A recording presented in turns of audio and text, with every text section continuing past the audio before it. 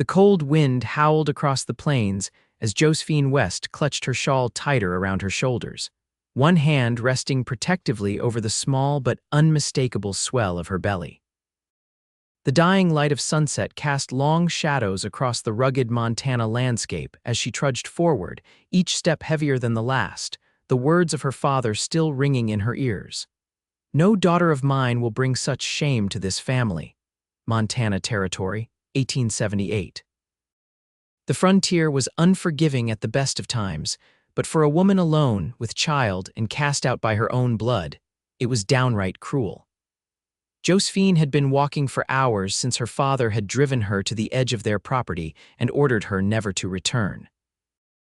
Her mother had watched from the porch, tears streaming down her face but making no move to intervene.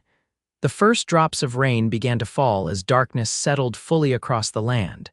In the distance, through the gathering gloom, Josephine spotted a faint light. A cabin, perhaps, or a small ranch house. She hesitated, knowing the dangers that could await a woman alone, but the baby kicked inside her, a reminder that she wasn't making decisions just for herself anymore. As she approached, she could make out the shape of a modest cabin with a small barn beside it. A tendril of smoke curled from the stone chimney. Summoning what little courage she had left, Josephine knocked on the rough-hewn door, her knuckles trembling against the wood. The door swung open, revealing a tall man with broad shoulders and a cautious expression. His face was weathered by sun and wind, but his eyes were kind. He wore simple clothes, a cotton shirt with the sleeves rolled up, revealing strong forearms and worn denim pants. A revolver hung at his hip, but his stance wasn't threatening. "Can I help you, miss?" His voice was deep, with a slight drawl that suggested he wasn't native to Montana.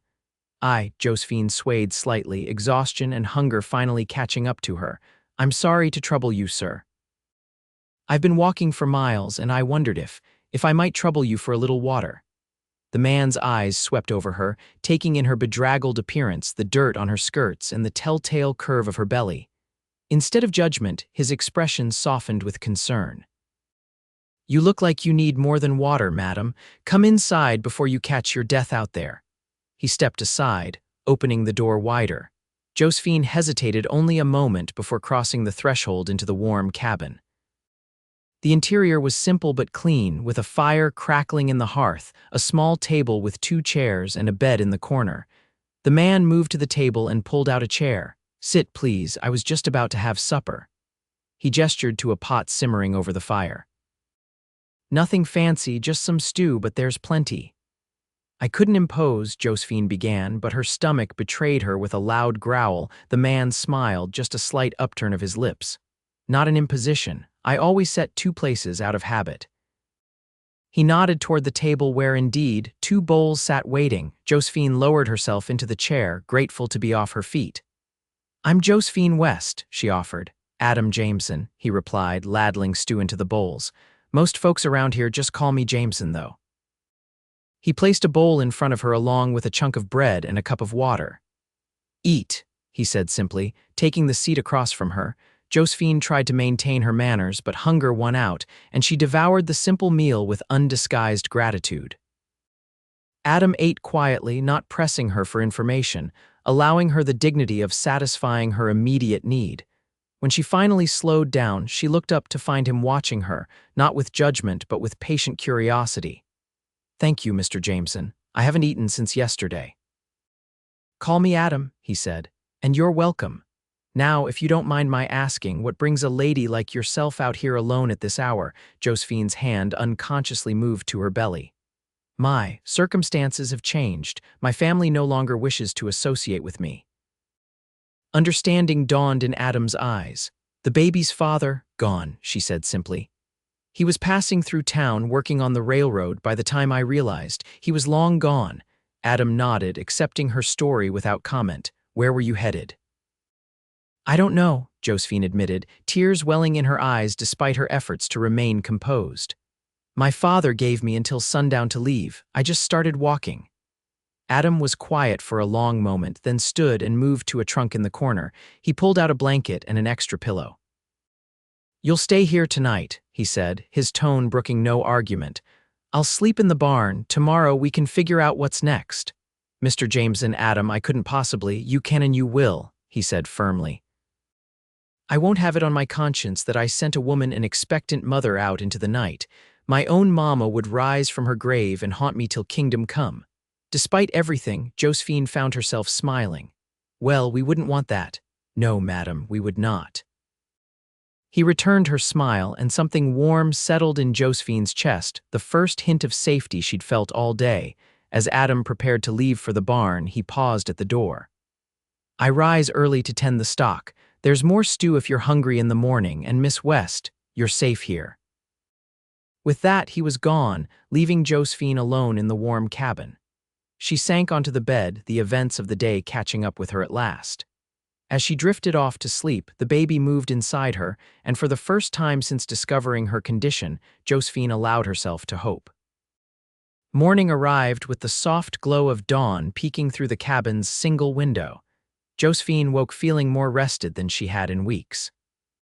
For a moment she was disoriented, but then the memories of the previous day came flooding back: her father's harsh words, her mother's silent tears, the long walk, and finally, the kindness of a stranger. She sat up, smoothing her rumpled dress as best she could. The fire had been built up again, though she hadn't heard Adam come in. A kettle simmered at the edge of the hearth, and fresh water had been placed on the table. Josephine used some of the water to wash her face and hands, trying to make herself presentable. She was just rebraiding her long brown hair when the door opened, and Adam stepped in, carrying an armful of firewood. "Good morning," he said, setting the wood down. "Sleep well." "Better than I expected to," she admitted. "Thank you again for your hospitality." Adam nodded, moving to check the kettle. "Coffee's almost ready. Not sure if you should have any in your condition, but there's milk too from my cow Bessie." "Milk would be wonderful," Josephine said, touched by his consideration. As Adam prepared a simple breakfast of cornbread and preserves, Josephine took the opportunity to observe him more closely. In the morning light, she could see that he was younger than she'd initially thought, perhaps 30 or so. His hair was a rich brown with hints of copper when the sunlight caught it. A neatly trimmed beard framed a strong jawline, and his eyes, she noticed now, were a striking shade of green. "You have a lovely home," she said, breaking the silence. Adam glanced around the cabin. "It's not much, but it's mine. Been here 5 years now, alone all that time." A shadow passed over his face. "Mostly had a partner for a while, ranch partner," he clarified quickly. "Thomas. He moved on to California 2 years back." They ate breakfast together, the silence between them comfortable rather than awkward. Josephine found herself relaxing in Adam's presence. He didn't look at her belly with disgust or her face with pity. He simply treated her like a person worthy of respect. "I should be on my way after breakfast," Josephine said reluctantly. "I've imposed enough." Adam looked up from his coffee. "And where will you go?" The question hung in the air between them. Josephine had no answer. "The nearest town is Riverspend, about 20 miles east," Adam said. "But I know the folks there. They're good people but small-minded, a woman in your situation." He didn't need to finish the thought. "I have some money," Josephine offered. "Not much, but perhaps enough for a stagecoach ticket to Helena or even further." "And then what?" Adam asked gently. "Winter's coming. The baby will be here before spring, I'd wager." Josephine placed a protective hand over her belly. "I'll find work. I can sew, cook, clean." "Not many folks willing to hire a woman in your condition," Adam said. It wasn't unkind, just a statement of the harsh reality they both knew to be true. Josephine felt tears threatening again and blinked them back fiercely. She'd done enough crying. Adam cleared his throat. "I have a proposition, if you'll hear it." Josephine tensed slightly, wary of what might come next. Adam must have seen her apprehension because he held up his hands in a placating gesture. "Nothing improper, I assure you. It's just, I could use some help around here. The garden needs tending, and I'm not much for cooking beyond the basics. The place could use a woman's touch, truth be told." He rubbed the back of his neck, suddenly looking nervous. "In exchange, you'd have a roof over your head, food on the table, and a safe place for you and the little one. At least until you figure out your next steps." Josephine stared at him, trying to discern his true intentions. "Why would you do this for a complete stranger?" Adam was quiet for a moment, his gaze distant. My sister found herself in a similar situation some years back. No one would help her. She didn't survive the winter. His voice was matter of fact, but Josephine could hear the old pain underneath.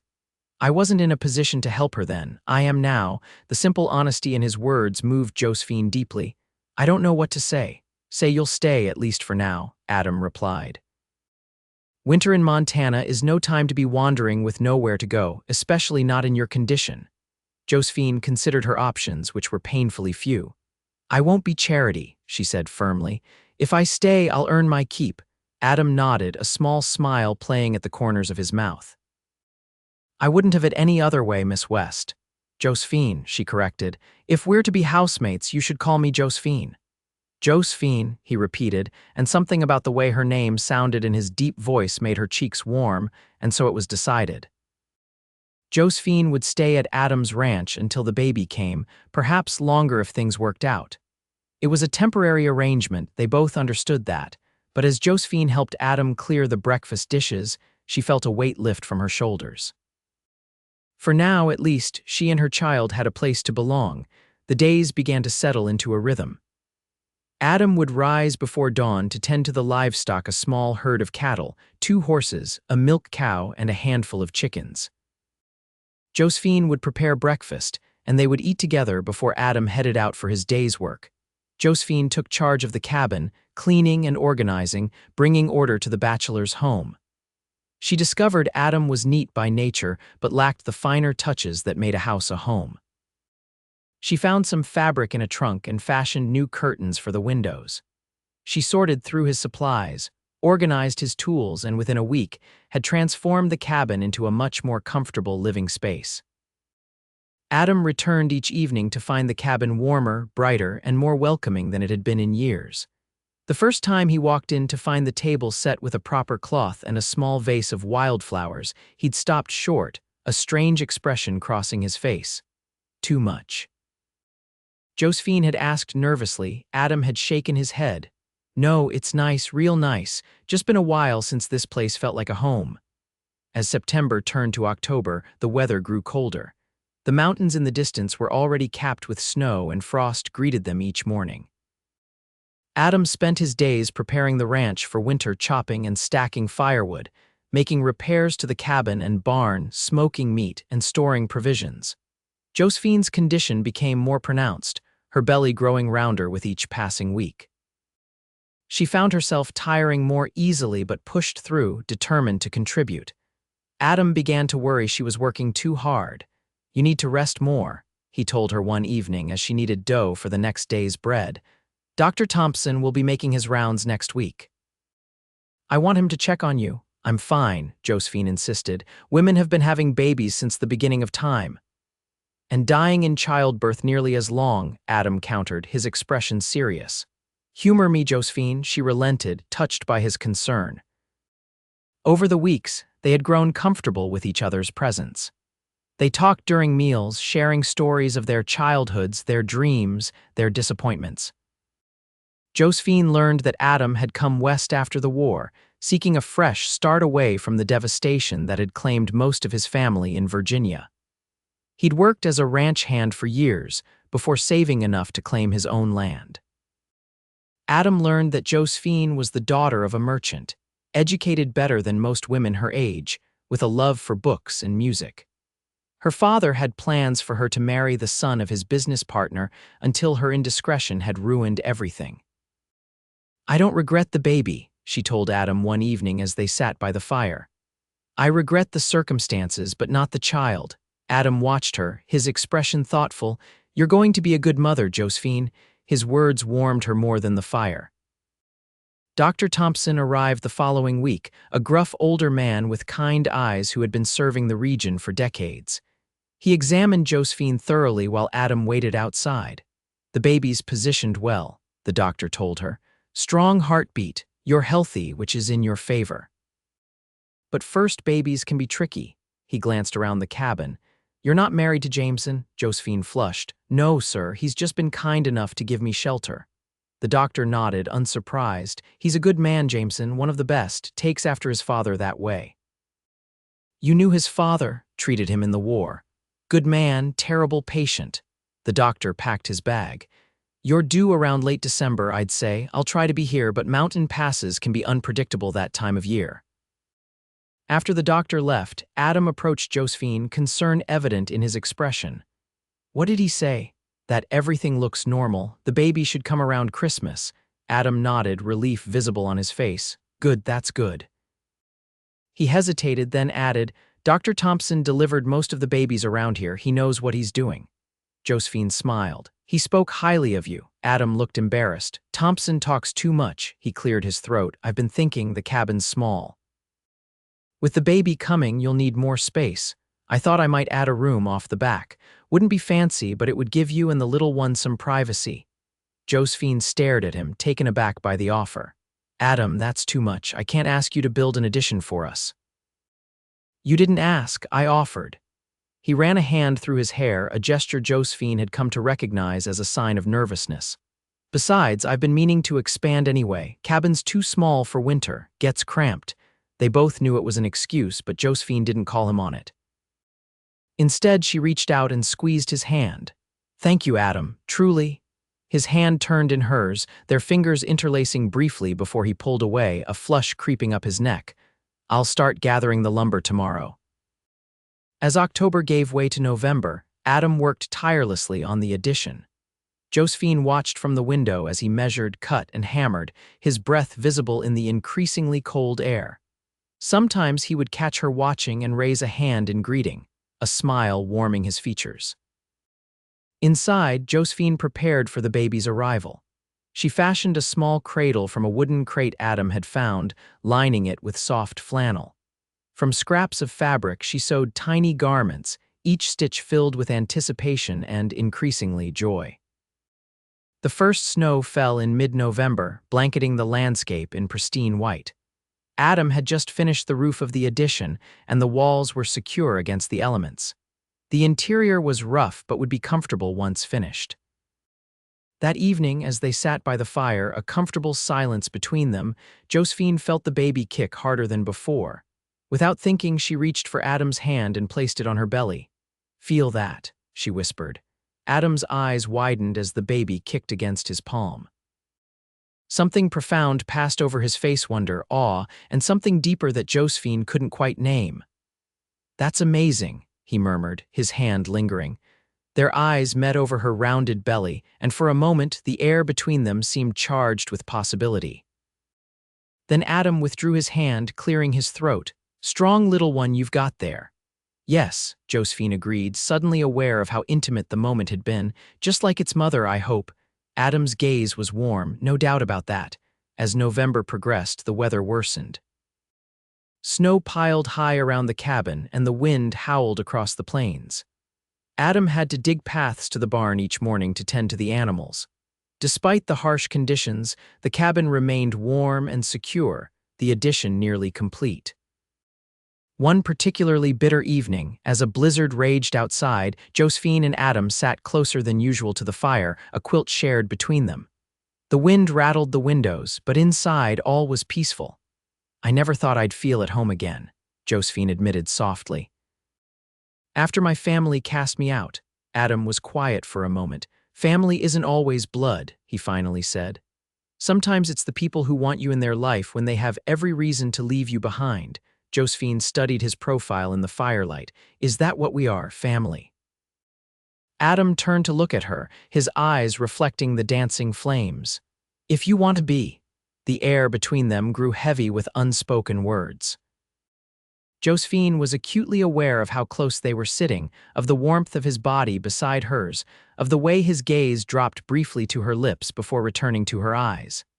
I don't know what I want anymore, she whispered truthfully. Everything's changed so much. Adam nodded, understanding in his expression. You don't have to know right now. There's time. But as December arrived and Josephine's due date approached, she wasn't so sure. The addition was complete, a small but comfortable room with a real bed Adam had purchased from a family heading back east. He'd installed a window that faced east, so the morning sun would warm the room for the baby.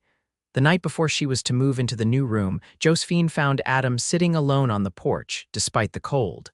She wrapped a shawl around her shoulders and joined him. Everything all right? She asked. Adam nodded, his breath forming clouds in the frosty air. Just thinking. He was quiet for so long Josephine thought he might not answer. Finally, he said, about what happens after. After the baby comes, after winter. He turned to look at her, his expression unreadable in the dim light. Will you stay, Josephine? The question hung between them, weighted with implications. Josephine's heart beat faster as she considered her answer. Do you want me to? Adam's gaze was steady. Yes. The simplicity of his answer, the depth of feeling behind that single word, took her breath away. Why? Adam looked out at the snow-covered landscape, gathering his thoughts. Because for the first time since I claimed this land, it feels like a home, not just a place I live. Because I look forward to coming back to the cabin each day knowing you'll be there. He paused. Because the thought of you leaving makes this place seem colder than any winter could ever be. Tears pricked at Josephine's eyes. Adam, he held up a hand. You don't have to answer now. I know you've been through a lot and the baby's coming soon. I just wanted you to know, there's a place for you here, for both of you, always. Josephine reached out and took his hand, their fingers interlacing in the cold night air. Thank you for telling me. They sat in silence, hands joined, each lost in thoughts of what the future might hold. The baby came 3 days before Christmas, during the worst blizzard of the season. Josephine woke in the early hours of the morning, a sharp pain lancing through her abdomen. She knew immediately what was happening. Adam, she called, her voice strained. They had decided it made more sense for her to remain in the main room of the cabin until after the birth, to be closer to the fire and everything they might need. Adam was at her side in an instant, his hair mussed from sleep but his eyes alert.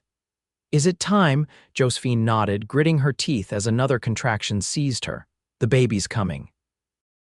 Adam moved with surprising efficiency, stoking the fire, putting water on to boil, and gathering the clean linens they had prepared. I'll ride for Dr. Thompson, he said, already pulling on his boots. No, Josephine gasped, grabbing his arm. The storm's too bad, you'd never make it. Another contraction hit, stronger than the last.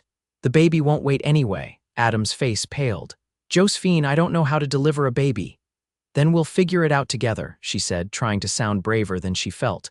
Women have been doing this since the beginning of time, remember. The next hours were a blur of pain and fear, but also of incredible tenderness. Adam stayed by her side, holding her hand, wiping her brow, speaking words of encouragement. When the contractions grew unbearable, he let her crush his fingers and didn't complain once. As morning light filtered weakly through the snow-covered windows, Josephine's labor intensified. It's coming, she gasped. Adam, the baby's coming now. Adam positioned himself at the foot of the bed, his expression a mixture of terror and determination. I can see the head, he said, his voice steady despite his fear. You're doing great, Josephine, just a little more. With a final, agonizing push, the baby slipped into the world and into Adam's waiting hands. For one terrifying moment, there was silence, and then a lusty cry filled the cabin. It's a girl, Adam announced, his voice thick with emotion. A beautiful baby girl. He wrapped the infant in a clean cloth and placed her on Josephine's chest. As Josephine gazed down at her daughter's red, wrinkled face, a love so fierce it took her breath away washed over her. Hello, little one, she whispered, tears streaming down her face. I'm your mama. Adam sat on the edge of the bed, his own eyes suspiciously bright as he looked at the mother and child. You did it, Josephine, you were amazing. Josephine looked up at him, this man who had opened his door to a stranger, who had provided shelter and kindness when she needed it most, who had just helped bring her daughter into the world. In that moment, she knew her answer to his question. We'll stay, she said softly. If the offer still stands. Adam's smile was like the sun breaking through clouds. It stands. As the blizzard continued to rage outside, inside the cabin, a new family had been formed not by blood or by law, but by choice and by love. They named the baby Grace, for the blessing she was in their lives. Those first weeks were a blur of exhaustion and joy as they adjusted to life with a newborn. Adam proved to be a natural with the baby, his large hands incredibly gentle as he cradled her tiny form. He would walk the floor with her when she was fussy, singing old Virginia lullabies in his deep voice until she settled. Watching him with Grace, Josephine felt her heart expand in ways she hadn't thought possible. This wasn't the life she had envisioned for herself, but somehow it was better than anything she could have imagined.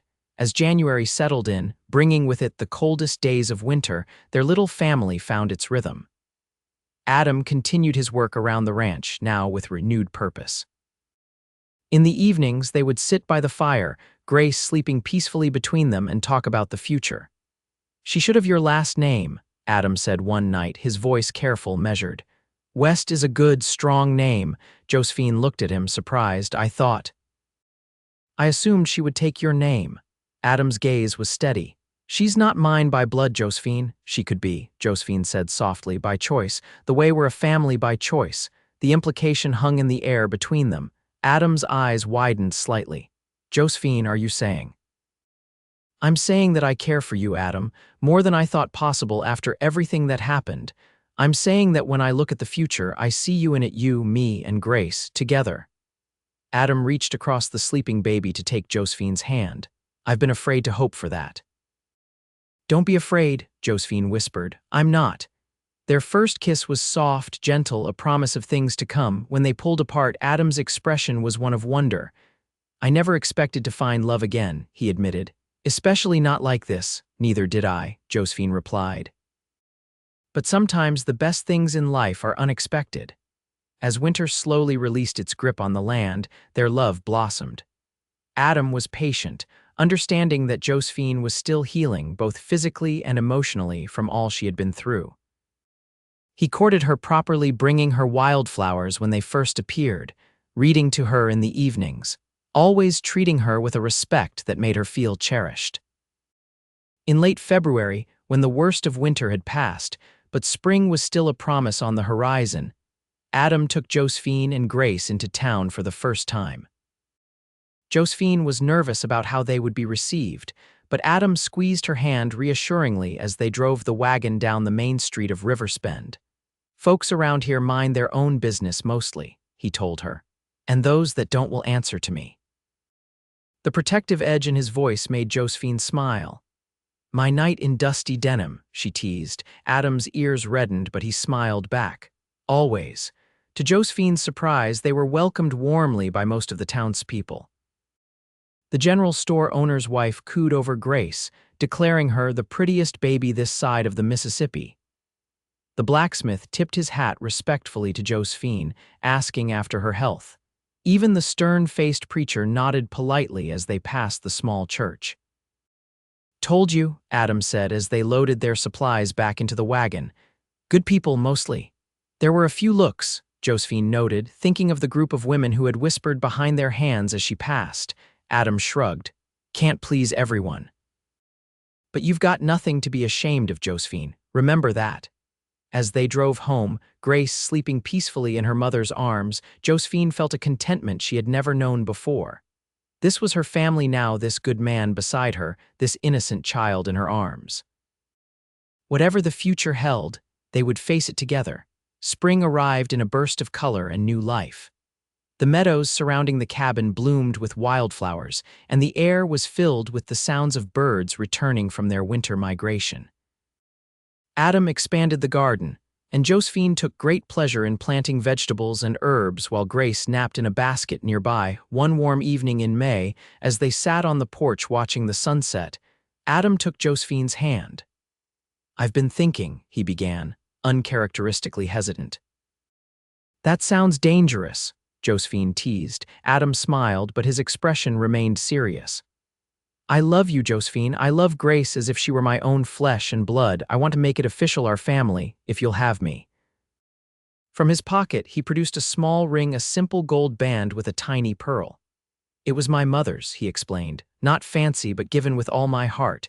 Tears filled Josephine's eyes. "Adam Jameson, are you asking me to marry you?" "I am," he confirmed, his green eyes earnest. "I want to be your husband, Josephine. I want to be Grace's father in every way that matters. I want us to be a real family in the eyes of God and everyone else." Josephine didn't hesitate. "Yes," she said, her voice thick with emotion. "Yes, I'll marry you." Adam slipped the ring onto her finger, then pulled her into his arms, his kiss conveying all the love and promise contained in his proposal. They were married 2 weeks later in the small church in Riverspend. The ceremony was simple but meaningful. Grace, now 5 months old, gurgled happily in the arms of Mrs. Thompson, the doctor's wife, who had taken a shine to the little family. Adam wore his best clothes, his hair neatly combed, his face freshly shaved. Josephine wore a dress of pale blue that Adam had purchased for her from the general store, a crown of wildflowers in her hair. As they spoke their vows before the preacher and the small gathering of neighbors and acquaintances who had come to witness the union, Josephine marveled at the journey that had brought her to this moment. From the darkest day of her life cast out and alone to this, the happiest. "I now pronounce you man and wife," the preacher declared. "What God has joined together, let no man put asunder." Adam kissed his bride tenderly to the applause of their guests. As they turned to face the congregation as Mr. and Mrs. Jameson, Josephine caught sight of a familiar figure at the back of the church. Her mother stood near the door, her expression a mixture of relief and hesitation. Josephine froze, her hand tightening on Adam's arm. "What is it?" He whispered, following her gaze. "Is that—" "My mother," Josephine confirmed, her voice barely audible. As the other guests filed out to enjoy the simple reception that had been arranged at the town's small hotel, Josephine approached her mother cautiously, Adam at her side, his presence a solid comfort. "Mama," she said, her voice trembling slightly, "I didn't expect to see you." Margaret West looked older than Josephine remembered, lines of worry etched into her once smooth face. "I heard in town that you were getting married today. I had to come." Her eyes flickered to Adam, then back to her daughter. "Your father doesn't know I'm here." "I understand," Josephine said, though the knowledge that her father still hadn't forgiven her stung. Is this your baby?" Margaret asked, her gaze moving to Grace, who was now back in Josephine's arms. "Yes, this is Grace." Josephine adjusted the baby so her grandmother could see her face. "And this is my husband, Adam Jameson." Adam extended his hand. "Mrs. West, it's a pleasure to meet you." Margaret shook his hand briefly. "You're taking care of them?" "Yes, madam," Adam replied, his voice respectful but firm. "They're my family now." Something in his tone must have reassured Margaret because some of the tension left her shoulders. "She looks like you did as a baby, Josephine. Same eyes." "Would you like to hold her?" Josephine offered, surprised at her own willingness to bridge the gap. Margaret hesitated, then nodded, her arms reaching out to take the infant. As she cradled Grace, tears welled in her eyes. "I've missed so much." "You don't have to miss any more," Josephine said softly.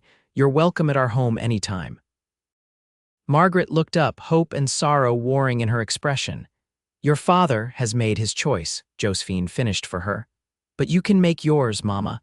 The reunion was brief but meaningful. Margaret didn't stay for the reception, but she promised to visit soon. As she handed Grace back to Josephine, she whispered, "I'm proud of you, daughter. You've found your way." After she left, Adam wrapped an arm around Josephine's shoulders. "Are you all right?" Josephine nodded, a complex mix of emotions swirling within her. "I think I will be." "It's more than I ever expected." Adam pressed a kiss to her temple. "You deserve every happiness, Josephine Jameson." The name, her new name, brought a smile to her face despite the emotional encounter. "As do you, husband." The reception was a joyous affair, with good food, a bit of music provided by the town's fiddler, and plenty of well wishes for the new family. By the time they headed home, the sun was setting, casting the landscape in golden light. Happy. Adam asked as he helped her into the wagon, Grace already asleep in her basket. Josephine looked at her husband, at their daughter, at the home waiting for them on the horizon. "More than I ever thought possible." As summer unfolded across the Montana territory, the Jameson family settled into their life together. Adam continued to work the ranch, now with renewed purpose. He spoke of expanding their herd, of the legacy he wanted to build for Grace and any other children they might have. Josephine flourished in her role as wife and mother, bringing warmth and beauty to their home. Margaret West became a regular visitor, her relationship with her daughter healing with each visit. She brought gifts for Grace and stories of Josephine's childhood, weaving family history for the little girl to inherit. She never spoke of Josephine's father, and Josephine never asked, but the unspoken understanding was that he remained unmoved in his position. One evening in late August, as they sat on the porch watching a spectacular sunset, Grace asleep in her cradle inside, Adam took Josephine's hand. "I've been thinking," he began, echoing the words he'd used when he proposed. Josephine smiled. Again with the thinking, Adam chuckled. "I know dangerous territory." His expression grew more serious. "I was thinking about Grace's birth certificate. She's registered as Grace West right now." "Yes," Josephine confirmed, wondering where he was going with this. "I'd like to legally adopt her," Adam said. "Make her a Jameson in name as well as in my heart, if that's all right with you." Tears pricked at Josephine's eyes.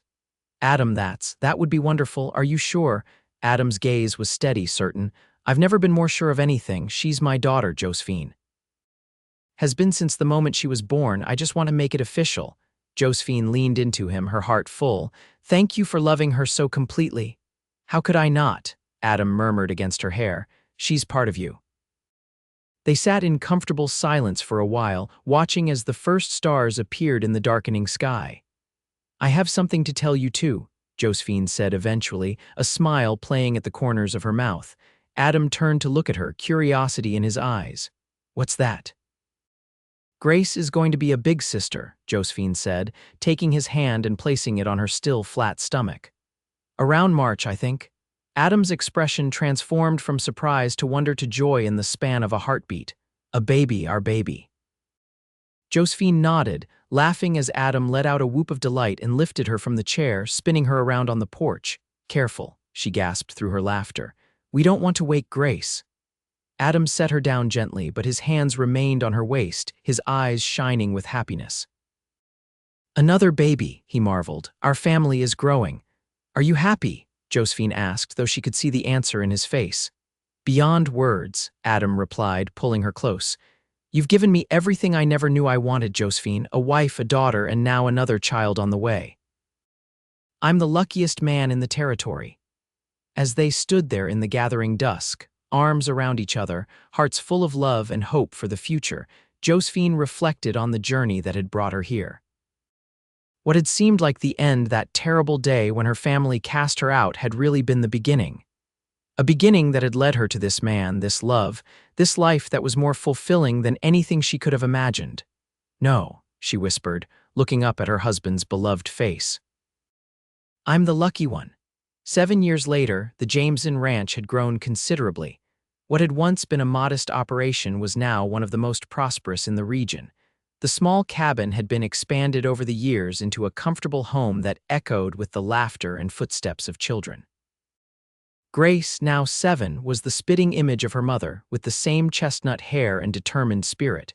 She had no memory of a time when Adam wasn't her father, and the bond between them was unshakable. She was followed by Samuel, 6, who had his father's green eyes and easygoing nature. Then came the twins, Emma and Ethan, 3 years old and constantly in motion, their matching blonde heads visible as they chased each other around the yard. Josephine stood on the porch, one hand resting on her belly where their 5th child grew, watching as Adam taught Grace to ride her new pony. The little girl sat straight and proud in the saddle, her face a study in concentration as she followed her father's instructions. "Look, Mama," she called, guiding the pony in a careful circle. "I'm doing it." "I see, sweetheart," Josephine called back. "You're a natural." Adam stood nearby, ready to step in if needed, but his expression was proud as he watched his daughter master the new skill. He caught Josephine's eye and smiled, a smile that still, after all these years, made her heart skip a beat. Later, as the children were tucked into bed and the house grew quiet, Adam and Josephine sat on the porch as they had so many evenings before, watching the stars emerge. "I got a letter from your mother today," Adam said, his arm around Josephine's shoulders. "She'll be here next week for the Harvest Festival." Josephine nodded, pleased. Margaret had become a regular part of their lives, visiting several times a year. She had finally left Josephine's father 3 years ago, unable to bear his continued refusal to acknowledge his daughter and grandchildren. She now lived in a small house in Riverspend, close enough to be a doting grandmother but still maintaining her independence. "The children will be thrilled," Josephine said. "Samuel's been practicing his reading just to show her how much he's improved." Adam smiled. "He's a smart boy, all our children are, they take after their mother." "And their father," Josephine countered, leaning into his embrace. "They couldn't ask for a better example of what a man should be." Adam kissed the top of her head, his touch as tender now as it had been when they first fell in love. "Do you ever wonder what would have happened if you hadn't knocked on my door that night?" Josephine considered the question. "Sometimes. But then I look at our life, at our children, at everything we've built together, and I know that this is exactly where I was meant to be, even with all the hardship at the beginning," Adam asked softly. "Especially because of that," Josephine replied. "It brought me to you, didn't it? Sometimes the darkest paths lead to the brightest futures." Adam's arms tightened around her. "I thank God every day that you found your way to me, Josephine Jameson." As they sat together under the vast Montana sky, surrounded by the home they had built and the love they had nurtured, Josephine reflected on how far they had come. From a pregnant woman cast out by her family and a lonely cowboy who had set a place at his table for a stranger, they had forged a life rich with love, laughter, and purpose.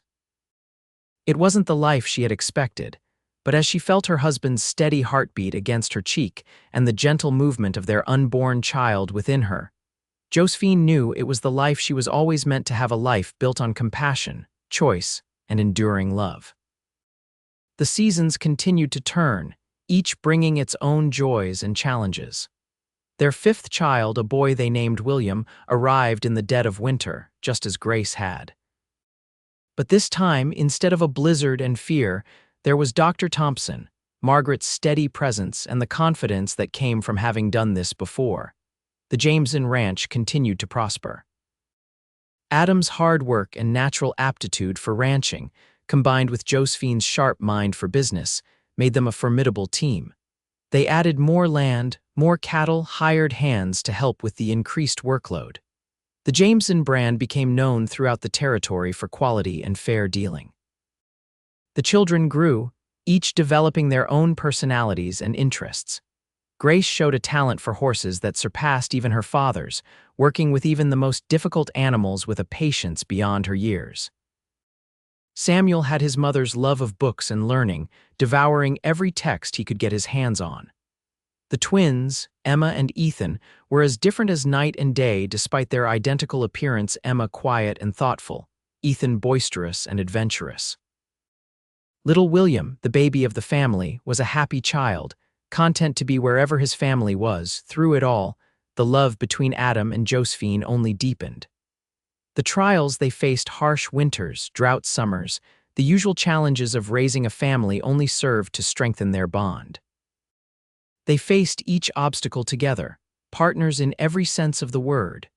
And always, they remembered how it began with a desperate knock on a door and the simple act of kindness that changed both their lives forever. On the 10th anniversary of the day Josephine had arrived at Adam's cabin, they held a special celebration. The ranch house was filled with friends and family. Margaret, of course, Dr. Thompson and his wife, neighbors who had become dear friends over the years, and at the center of it all, their 5 beautiful children. As evening fell and the guests began to depart, Adam took Josephine's hand and led her to the old porch swing that had been a wedding gift from the townsfolk all those years ago. "Happy anniversary," he said softly, presenting her with a small wooden box. "Adam, we already exchanged gifts this morning," Josephine protested, though she took the box with a curious smile. "This is different," Adam explained. "Open it." Inside the box was a delicate silver locket. When Josephine opened it, she found a tiny drawing on one side, a simple sketch of the original cabin as it had looked the night she arrived. On the other side was a more recent family portrait, all 7 of them smiling. "To remember where we started," Adam said, "and to celebrate how far we've come." Tears pricked at Josephine's eyes as she fastened the locket around her neck. "It's perfect, thank you." Adam took her hands in his expression growing serious. 10 years ago, you knocked on my door and my life changed forever. I didn't know it then, but that was the moment everything that mattered began. For me too, Josephine whispered, squeezing his hands. You saved me, Adam. Adam shook his head. No, love, we saved each other.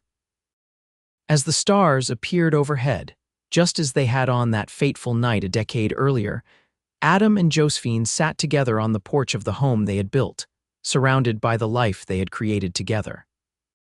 From the lowest moment of despair to the highest peak of joy, their journey had been one of love, courage, and unwavering commitment to each other and the family they had formed. It hadn't been an easy road, but sitting there in the gathering dusk, Josephine knew she wouldn't change a single step of the path that had led her here to this man, these children, this life that was more beautiful than anything she could have imagined on that dark night when she had nowhere else to go. And as Adam pulled her close, his kiss as tender as the first time they had embraced, Josephine gave thanks for the twist of fate that had led her to his door, for the compassion that had prompted him to set a place at his table, and for the love that had transformed two lonely souls into a family bound by choice, by commitment, and by a love that would endure for all their days.